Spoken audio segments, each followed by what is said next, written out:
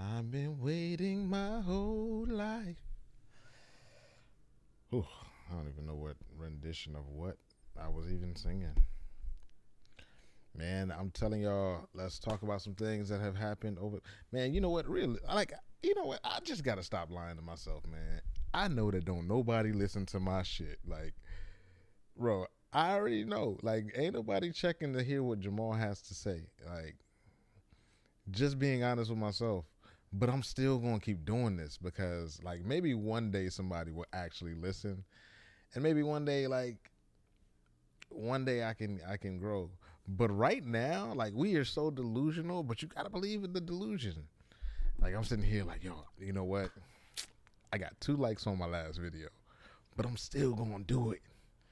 Maybe I might get 3 today, and then you know what happens? I get one. I get one less than what I had before, but I still keep doing it.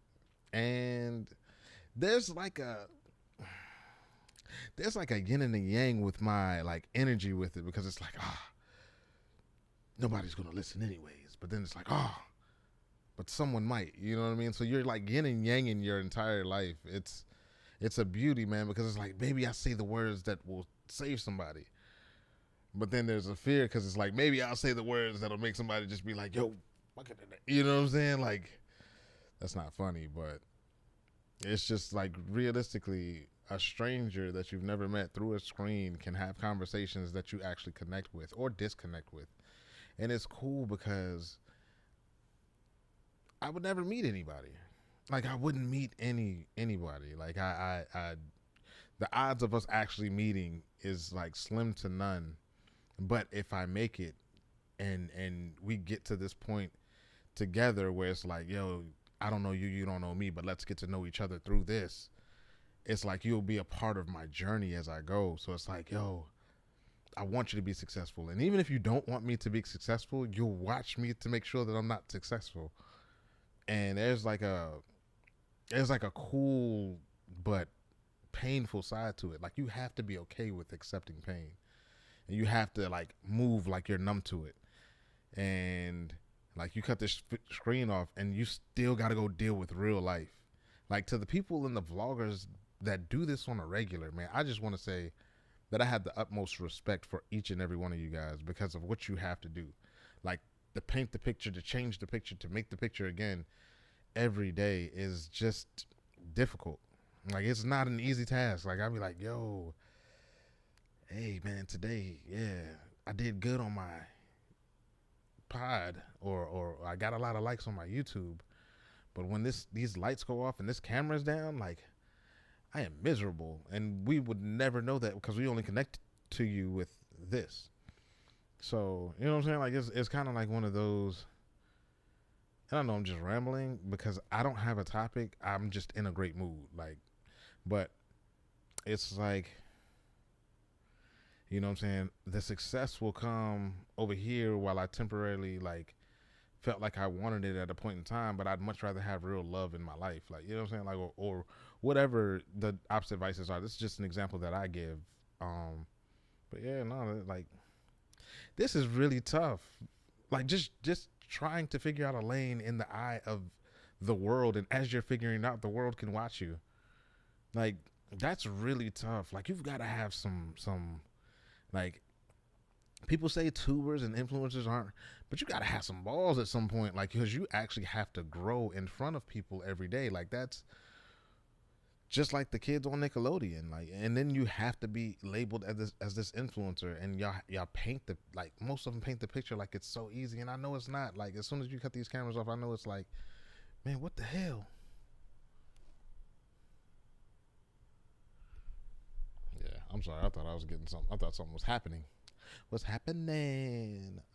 Just in a good mood, man. I don't have anything. This is after Juneteenth. I was supposed to post a video, and then I was like, this is what made me think of this, right? I was gonna post a video from Juneteenth because I was heading up to DC, man, and I was just like, yeah, I'm about to head up to DC, and I don't, you know what I'm saying? I'm about to post this video. I made a video. I sat down here, made the video, and it just it just didn't happen because I was like, I'm gonna post this video, and who the hell is gonna watch it? No one's gonna watch it. My last thing got 11 views, and I was like, yo, nah, So bump it, man. Like, let's go. We out.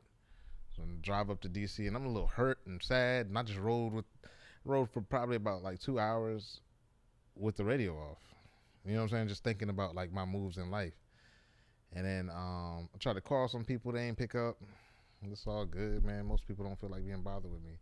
But it gave me a very good sense of, yo, I need myself.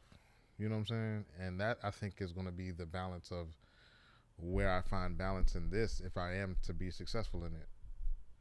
I just wanted to share that with the world, man, because this is the real starting points.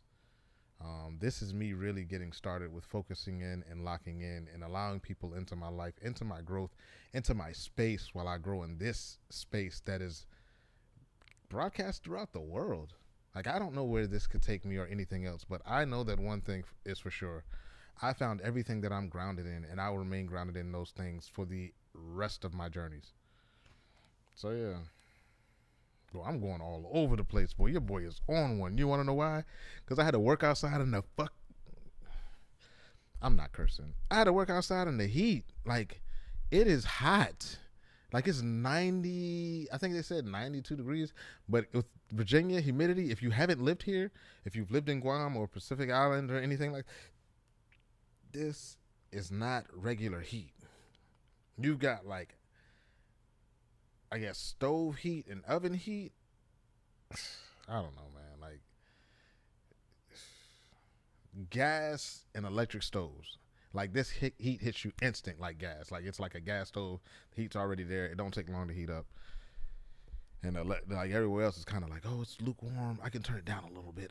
No, that gas, that fire is fiery. But yeah, it was hot. So I'm trying to not have to work outside no more. If y'all want to help with that, like my channel. I'm all over the place. Like, okay, so let's get to the point of why I'm making this video today. I took a trip, went up to DC. DC was nothing but love. Actually was very surprised that I got this type of reception my very first time there. I went up, I did my jokes. Jokes went over really well. They liked them. I didn't video record them because I've been staying away from that. But now I'm thinking I probably should. But it won't even matter because, again, who's going to watch it? But then again, maybe it'll change someone's life. So I probably will post it just like I'm going to post this. Like, you know what I'm saying? Like, I play both sides of the coins because it's true. But we went up to DC, had a blast, had a really good time. Was only able to hit 2 open mics, but in those 2 open mics, I've got more than 30 open mics that I did down here. And that was like just unjudged. I don't know you. I don't know anything about you. Hell, you could be, you know what I'm saying, the one that ends my life today. I don't care, but I'm embracing you with both arms of love. And I'm like, dude, what the hell? Like, yeah, it's Pride Month, but at the same time, bro, this is Juneteenth. So I didn't know if I was getting the love from one or the other. So I was like, yo, all right, man. I went on stage, and in my opinion, I killed both sets. Both sets that I did, I killed. It was only like 4 people remaining in the first room because everybody went from that room, did their sets, and went to the other room. And by the time I got to the other room, first off, the first room had a panel of people that were talking and telling you what they think you should add to your joke. Didn't know that was the case. Went there first. Me and my friend Mark Leva, of course he's not here. I don't know why I'm pointing. But Mark Leva, we went up there and they served us up. He was like, yeah, I like this joke. This joke was really funny, really funny. This joke, I would say this instead of this. I would go in this way. And it was like, yo, hold up. Nobody tell you to try to perfect my joke. This is Juneteenth. And then it was like, yo, it was really good because it was like, yo, I would have never thought about it that way because I'm still new, so my mind track is thinking. So in that, they've taught me 3 different lessons on how to write a joke to get the different effects. And I took all that information immediately, and we went down the street, and I did it, and it worked, everything. And so it let me know that I can instantly trust these people because they're gonna give me something that'll help me get to where I'm getting to. I don't know if the dude wants me to say his name, but he's Christian. Really good dude. I messaged him while I was on the metro on my way there, and he let me on. Thank you, bro. Thank you, thank you, thank you. I'm not gonna edit and put your picture up here, but I will put your link in the bio. So if you're in the DC area, if you're listening or not, and you're an aspiring comedian, definitely hit this guy up. I think that he, man.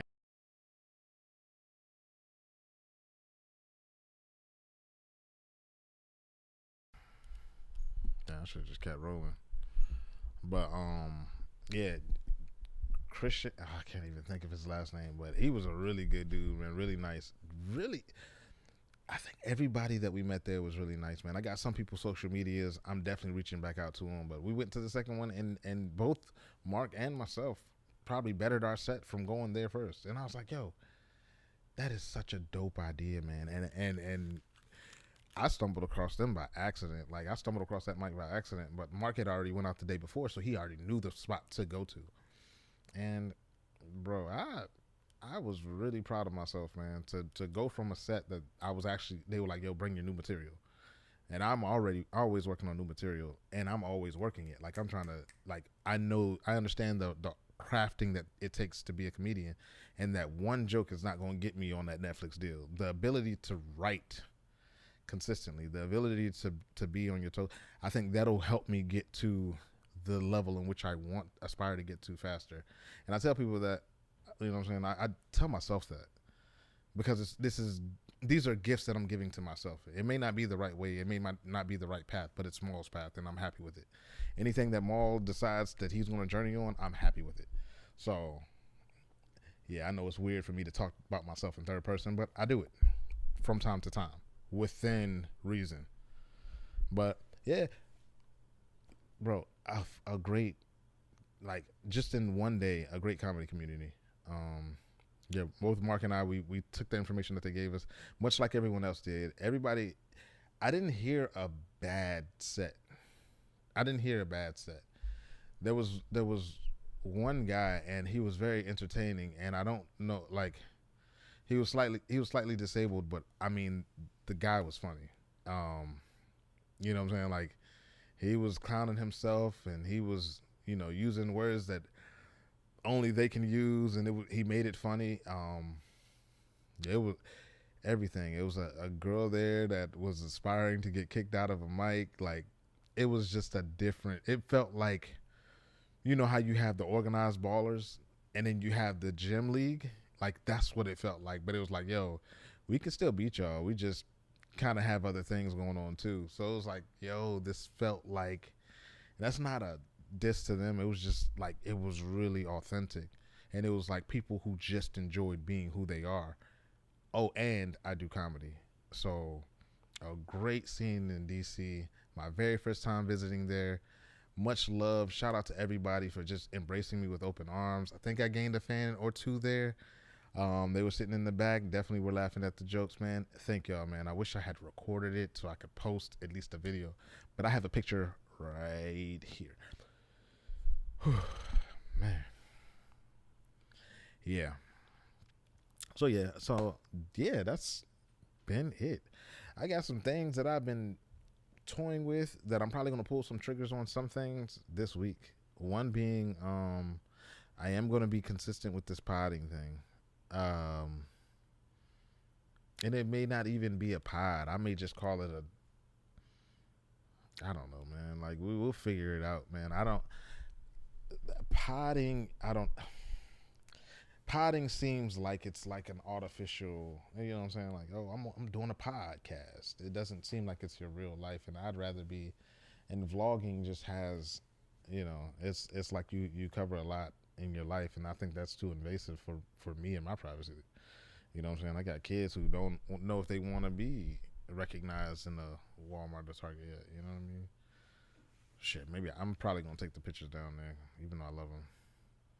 At one point in time, like if I start seeing the flux of success, kids going to MIA, you know what I mean? I'd hate for somebody to walk down the street and be like, Alyssa, 'Cause you turn around like you know her. Like, yeah, I know your dad. I know everything about him. Yeah, he works. Yeah.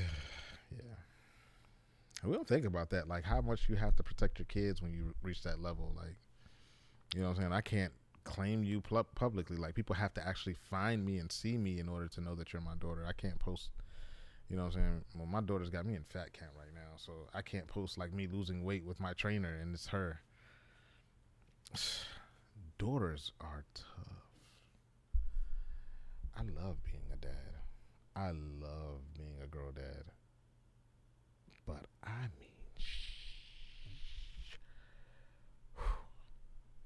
my daughter. So I have a nice figure, had a nice figure, and everything that I liked about my daughter's mom, my daughter now possesses, which is weird being a dad if you're only attached to the physical things. Like, there's some physical things that you're just going to enjoy, right? You know what I'm saying? But, like, that is what makes dadding uncomfortable. Not even uncomfortable, because you're still dad. Like me, I'm like, my mind doesn't change just because she's becoming a woman. I'm like, yo, I'm still your dad. Like, you know what I'm saying? My mental doesn't change. But being that you like those things, you then know that other people like those things.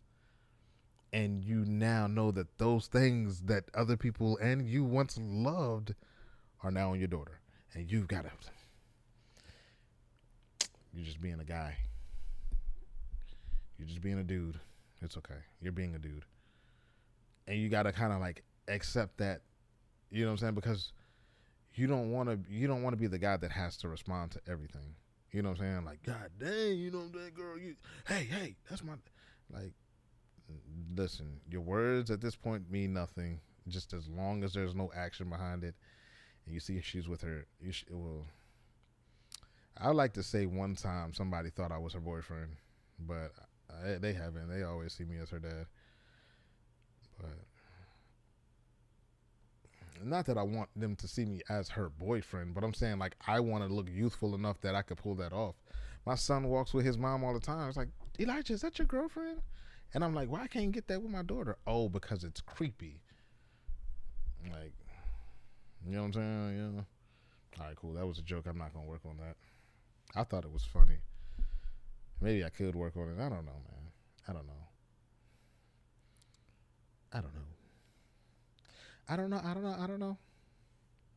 Yeah. But yeah, my daughter's becoming a woman, a young lady. But shockingly enough, like, as old as she is, and she may just be playing me because I'm playable. I'm just playable, like dad. But she don't have an interest in boys at all, or girls. Like, she's not looking for a relationship, which is great. And it's like, yeah, I don't need validation. Like, she'd rather be a loner. I'm like, damn. My daughter is the weird kid that we talked about. There was always one weird goth black kid that couldn't wear the makeup because their mama would beat that. You know what I'm saying? Their mama's still black. So they was like, nah, you ain't going out like that. What is that on your face? You know what I'm saying? But they were always wearing like the big you know what I'm saying, poofy pants, checkered plaid shirts. You know what I mean? Like, I know that outfit because I wore it too. Like, come on, y'all thought I was a jock? Like, I wasn't cool enough. Yeah, I was a nerd too. That's why I got all these toys behind me. Like, I'm the only one talking about, yo, man, I'm telling you, the Hulk can beat Superman. Nobody gave up. Nobody gives a shit about that. Nobody cares. Nobody cared.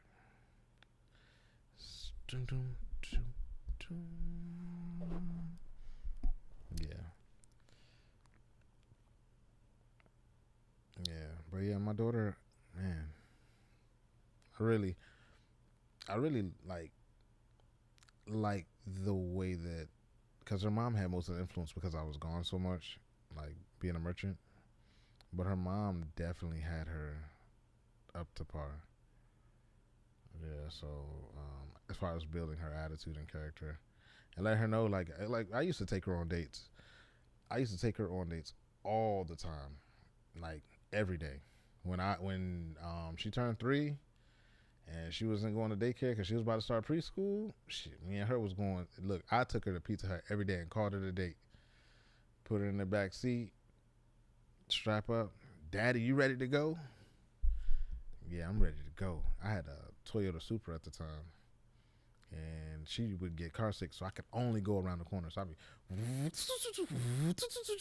that's how the car used to sound. It was the sweetest thing ever, man. Everybody would look at me like, "What is that?" That damn Transformer. But yeah, no, we used to go and go to Pizza Hut because she ate for free, and it was all you can eat. Man, I was cheap. It was $6.99. Yeah, $6.99. Boy, we sat there. She don't even eat pizza now though. We used to tear that stuff up. Man, I wish pizza would. I wish they would bring it back, man. But I know they probably got rid of it because of me. They talking about COVID. Nah, they knew. Look, I used to take some home. We used to, man, shoot, get a thick napkin, take 5, 6 of them home, put it in. When it was winter time too. Had pizza in my sleeves. I left her down here, let her watch Frozen. I went to sleep. Dang, good days, good days. But yeah, and now she's 15, getting her nails done, doing all the dolly stuff, but still kind of, you know. All right, that's enough about her. She don't like me talking about her at all. It's weird that you develop the same fear for your daughter that you once had for your mom. Or is that just me? My daughter be beating me, bro. My daughter beats me. I love her though. I love that girl. Maybe it's just me. I just, you know, she blocked me too. One time, man, my daughter blocked me. My feelings were so hurt. All right, cool. Enough about her. She gonna cuss me out. She actually watches these, and she'll get mad at me over these, even though nobody else is watching them. So some of the ones she gets mad over, like I'll have them up there and then I'll take them down. Like one time I was talking about her, like, yo, you can't feed off of me. You can't feed. Like, and she was like, okay, block. Yeah, but yeah, my daughter, I love her. All right, enough about that. DC, like I said, DC was great. Another thing that I've been wanting to kind of like talk about though is just how much growth is happening within me. Like some of the things that I realized, you know, just wow, just happening. I don't really have much else to talk about. I see, man. I'm really trying to get away from sex talk. Like, it's kind of like, oh my gosh, here we go again. Like, you don't have no depth to any of your jokes. Like, I've heard it all. So, I'm trying to move in a way that it can be fun and, hey, kids can laugh. Yeah. I'm getting rid of a dog today, too. One of my clients, I picked up a female Cane Corso. So I'm taking that and dropping it off to someone out in Wakefield. It's a long drive, and I don't feel like driving. Yeah, I keep saying I'm going to open up these toys, but, like, I ain't have time. I got one open, and the more that I open, the more that my kids steal. So, my son took one of my cars. Like I got no, this ain't it. This ain't it. This levels to it. Street Fighter, and I'm gonna be changing them out, interchanging them. Got some Street Fighter characters that are Street Fighter characters that are coming. I got. Yeah, you're gonna see. I'm gonna wipe this clean, and then they do all Street Fighter themed and go through them. I just really have to be consistent enough to make time. So, yeah, I'm gonna post this like immediately. I don't even think I'm gonna do much edits. I don't want to edit anything. I want people to see raw. Like I want you, you know what I'm saying? Like, yeah, I said that too many times. How I got all these damn kids. Ooh, I want you to see it raw. Like, what the hell?